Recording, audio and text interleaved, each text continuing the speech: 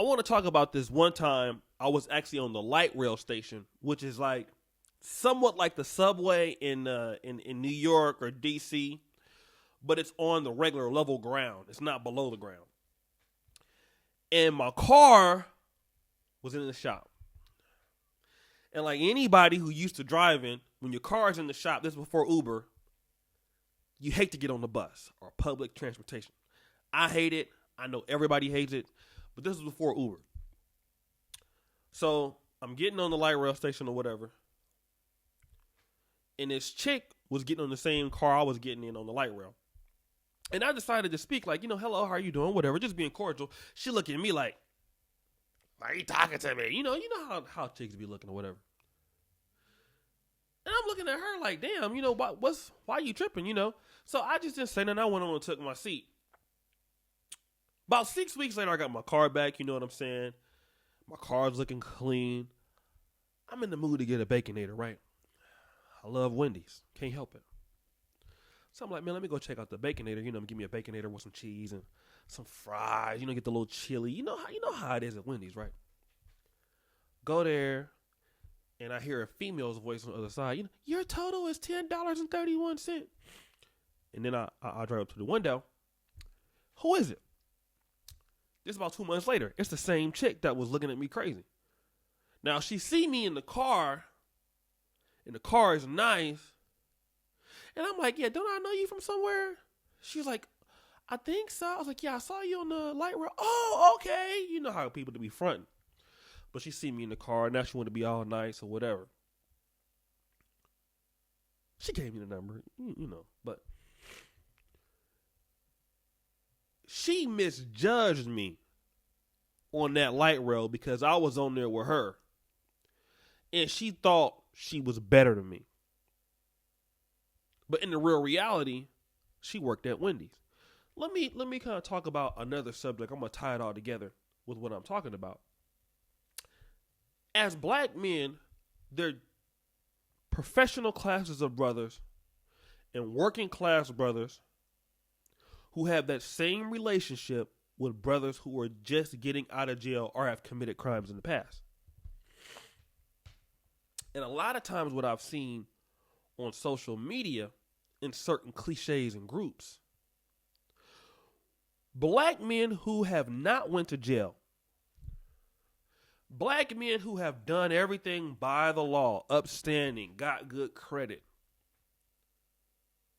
went to college, got professional careers, worked for corporate companies.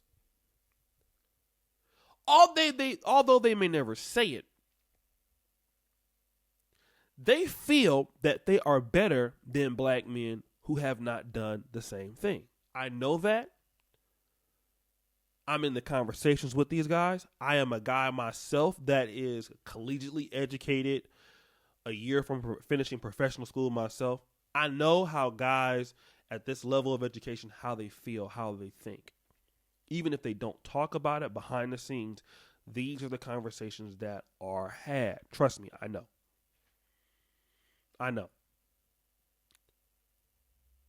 And a lot of these brothers really feel that they are much more than what they are.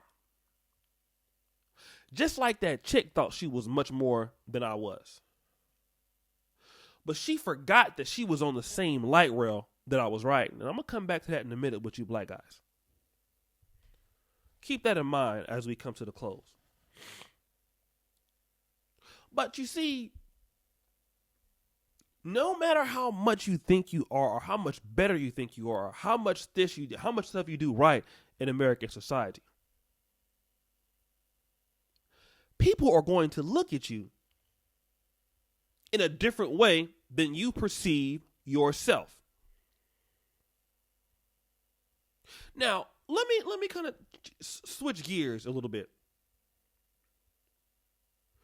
A lot of us brothers who have come from less than stellar circumstances, single mom, dad on drugs, certain issues happening to the family.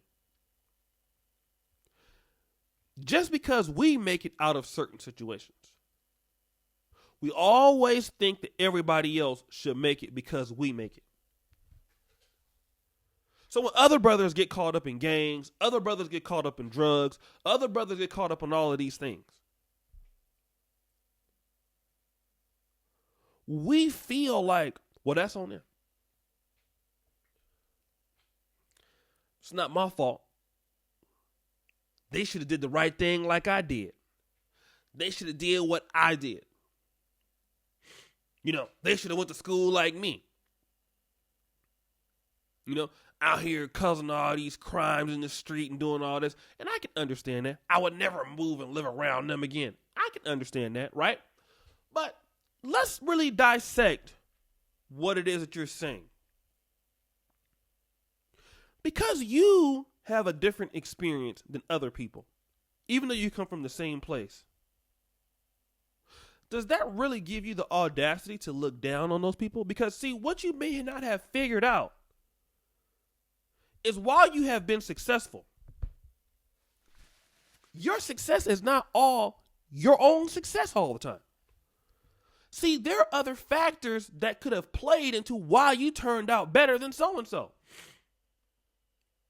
You could have had a better support system.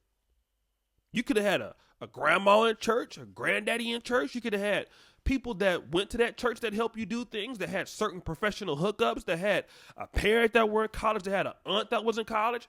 See, all of these things you could have had above somebody else. And if you look at people who parents might fall off, but they turn out to be successful, like myself, you have other people who help you stay the course. Some people can send you to go live with their grandma or send you to live with a godmother, like I did, Mary Frances Willis, who could take care of me when my mom was working and my dad was working or whatever. Or my grandma if my dad got on drugs or whatever. And then my grandma had a church family in a neighborhood, Miss Honeycutt next door. All of these people looked out for me. So can I honestly say Miss Haynes, who just died, I used to be over there with her, with Charles. Can I honestly say that a community didn't look out for me and didn't raise me? I can't say that. I can't take any success that I do all on my own. But a lot of you brothers out there who have made it out there in life and look down on other people, a lot of you guys are being disingenuous. I'm sorry. Because you could have had help. So you really can't compare apples to oranges and say, well, I made it, why didn't they? Well, you might have had a different support system, and you probably did. But let's concede to your argument. Conceding the fact that you had this and they had this and didn't do it. And that might be true in some cases. Does that change the fact that in America, you and that person are in the same car? Uh-oh. I'm going to touch somebody with this one. You see, me and that young lady on that train one day, as different as she thought she was from me, and as better as she thought she was from me, and how I didn't deserve to even get a hello, she forgot. She's on the light rail without a card, just like me. And a lot of you brothers out there who have done great things in your life, I'm not taking it away from you. You are on the same car as the brother that's in jail or getting out of jail. Now, I don't talk about not necessarily, it might not be the same car that, you might not have a criminal record and he does. But the way America looks at you, you're on that same car. Now, just because you're a good Negro and you might have did everything right, and you might have been successful and you might talk certain talking points and things like that, and you're docile to certain situations, and you're not the angry black guy. You go along to get along. You will find out if something happens, how people feel about you. You're still a black man. And you're, for the most part, going to be judged to the same way that other black men are judged. In other words, nobody is going to look out for you. Nobody has your best interest at heart. So why are you looking down on your own people who you have certain ancestry with, you share certain situations with, you know what situations the government put African Americans that contributed to what's happening today in Black America, all of these things. And I want to talk about this, about these brothers who come out of jail. and they made a mistake. And some of the crimes were horrific. But they want to change their life. They want to contribute. They want to start business. Yeah, they might have went to jail for drugs. They might have went to drugs for a shooting or something like that. Okay, now they want to come back and they want to change their life. They want to come back and they want to work with you. Do you know what talent we are missing in Black America by telling brothers who made a mistake that we can't mess with them? And let me tell you what happens sometimes. Sometimes the brothers come back that you diss in a new car while you're working the drive-thru. I want to talk about that real quick. Remember when I talked about I came back in the car and the girl was working the drive-thru? That happens sometimes when you diss brothers that went to jail and they come back and they change their life. What happens when you are the brother who do everything right and the new brother finds a way to make a way for himself that you judged on and you dissed on, and now he's doing better than you. Now he has connections and something that he can do that can help you, and you basically took a poop on him. And see, there are a lot of those stories that we don't hear about a lot of Black America. Got a lot of black truckers out there that made a mistake. A lot of brothers in real estate and construction and stuff doing great things that made a mistake. Oh, well, because you did this in the past, you were Pookie and Ray Ray in the past, you're a hood, I can't deal with you. Well, if you don't want to deal with brothers, who else is going to deal with them? I'm going to tell you, nobody. And black men, in my opinion, man, we got to get out of this, start looking down on our own people, because the fact is we're all on the same bus. We're all on the same train. Everybody looks down on our people, man. I can tell you that I've been living in Poland. All over in America. Do you think people care about you just because you got a little money, you got an education, you're an MD, you're a Juris Doctorate? What did Malcolm X say, man? You're still a Negro. Man, even in Poland.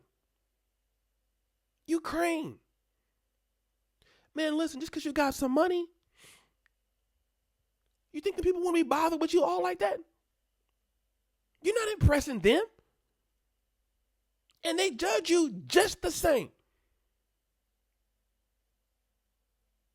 So if that's the judgment on you, regardless of who you are, how are you looking down on other brothers? Brothers got to start uniting. Okay, brother, you made a mistake. Let me be the one to try to help you instead of looking down on you. Because, the white man is going to look down on you. He is making it hard where you got a felony. He don't want to give you a job.